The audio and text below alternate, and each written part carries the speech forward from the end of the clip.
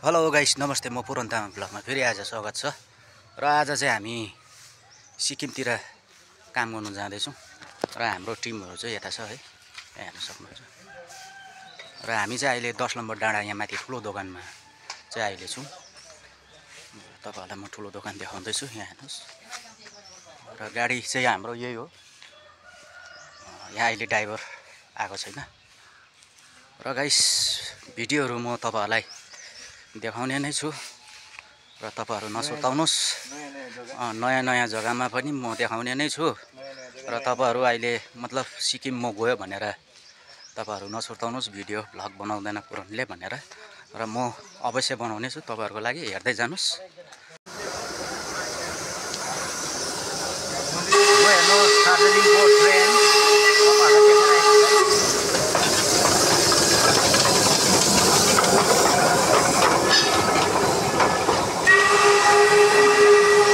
र अहिले गान्तोकको टिकट चाहिँ हामीले काटिसक्यौँ र गाडी चाहिँ यहाँ माथि सुपरमार्केट माथि। र साथी हो, म चाहिँ दार्जिलिङ बजार आइपुगेँ। यो दार्जिलिङ बजार चाहिँ म तपाईहरुलाई देखाउँदैछु। यहाँ हेर्नुस्।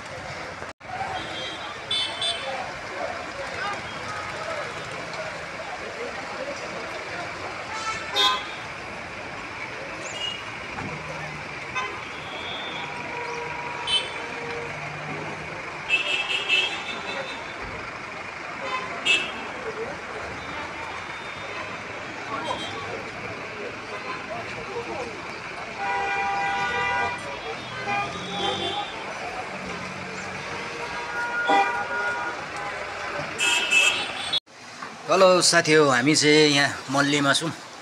मल्लीमा भर्खरै खाना खायौँ र तपाईहरुलाई चाहिँ अब यहाँ टिस्टा देखाउने छु। यहाँ हेर्नुहोस्, टिस्टा चाहिँ पानी चाहिँ यति डरलाग्दो आउँदैछ यहाँ चाहिँ माथिबाट। हेर्नुहोस्,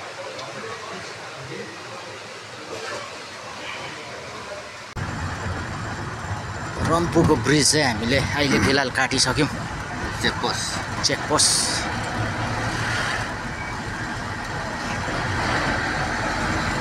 यहाँ हेर्न सक्नुहुन्छ। यो साथी हो, देउराली स्ट्यान्ड आइसक्यौँ हामी।